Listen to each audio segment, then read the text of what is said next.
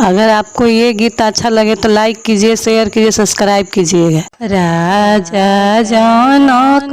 जी के गने फुलवरिया हो, फुलावा फूलेला कंचनार, फूल लोढ़े चलेली सीता कुंवारी, फुलावा लोढ़ेली मन लाई, घोड़ावा चढ़ल अइले राम लक्ष्मण भैया हो, दुनो बागे घोड़ा बिलामाई, घोड़ा बिलामाई राम सीता नीरे खेले, सीता सिरली हली नावाई, के कर तो नातिन पारा नातिन, के कर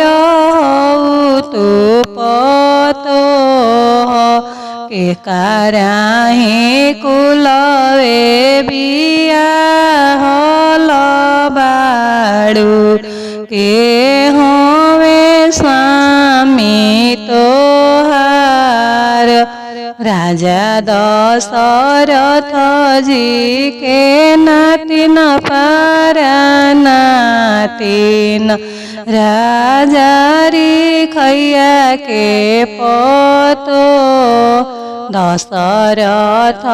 कुलवे बिया हल बानी,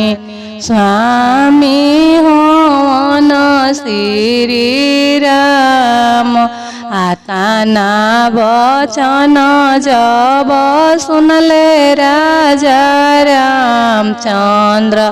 देशे देशे खोजेले कोहार, लेहुना कहरिया भैया डाल